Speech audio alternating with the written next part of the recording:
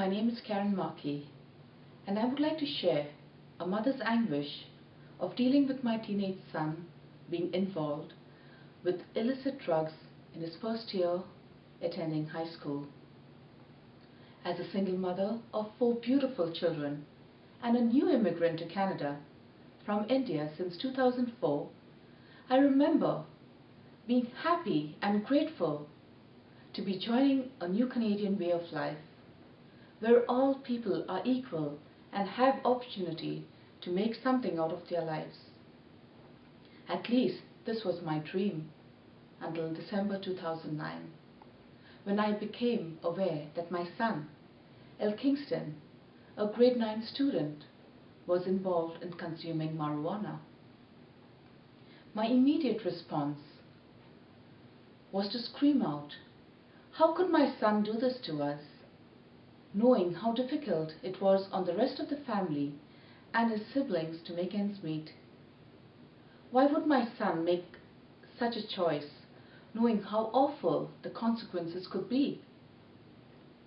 My son continued to shock us by telling us that he had formed the habit when he was in elementary school at the age of 14. His motive was to try and fit in with his buddies. After a series of reflection on the matter, and as a mother, I tried to understand many things, including removing my son from school and receiving counseling from our local parish and other friends and families back home in India. In January of 2010, I escorted my son back home to India to stay with relatives for a period of 4 months, to find his bearings and to realize the harm that had been done to him and others. Equally concerning to me as a parent, however, was to ask, how can young people like my son have access to drugs in elementary school and high school so easily, so readily? What are the administrators of the schools doing with respect to this apparent drug problem? How informed are the officials with the apparent drug use and abuse on school property?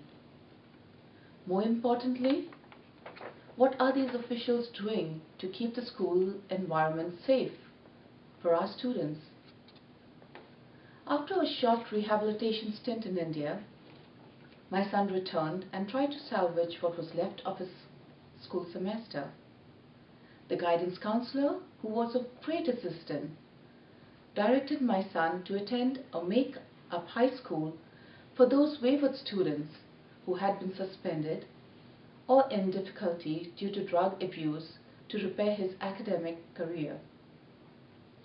This short sabbatical was of great assistance, and we were finally able to transfer to a new school for the start of grade 10.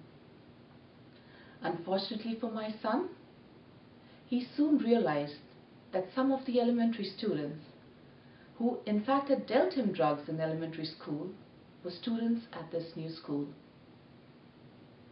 Of course, this had a terrifying effect on all of us, knowing the possibility my son could once again get involved with drugs.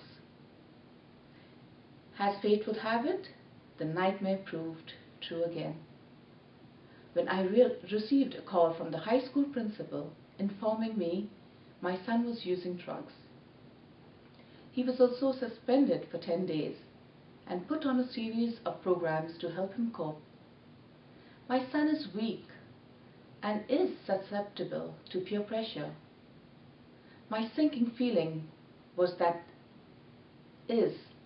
my son will continue to badly influence as he could not stand up to his friends.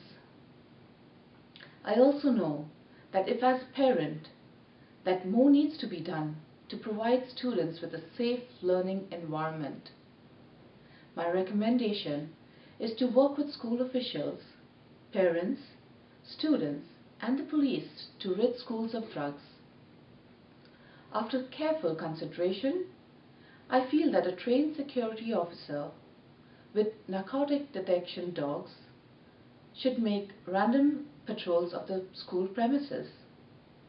lockers, and even detect from a distance those students carrying narcotics on school premises. For sure, a program such as this would immediately prevent drug users and drug dealers from carrying drugs while on school premises and distribute it or sell it to our children. As parents, we need to work with officials to provide them with support in drafting policies that will have harm reduction as the main goal. Parents, students, police, and school officials working together can achieve this goal. We all need to be supportive in allowing legislation to accommodate the program and the will to stop drug addictions and abuse on school grounds. If the community stands together, we can overcome any legal challenges of a few to save the lives of our children. I am asking for your support and vote to assist me and others to work together to find a solution to this terrible drug problem plaguing our schools. As a new member of the York Catholic Parent Involvement Committee, I am prepared to mobilize parents and work with the school board to ensure the safety of our children. Please help me to save our children. I am aware we have good programs and spend a great deal of money on youth community centers, counselors, food, games, computers, gym equipment, and more to reduce youth violence. I am asking you to consider, why not use the money towards crime prevention in our schools and harm reduction, such as drug-sniffing canine and security officers working within our corridors of the schools. As the famous saying goes, prevention is better than cure. Thanking you in advance and look forward to hearing your opinion on this matter.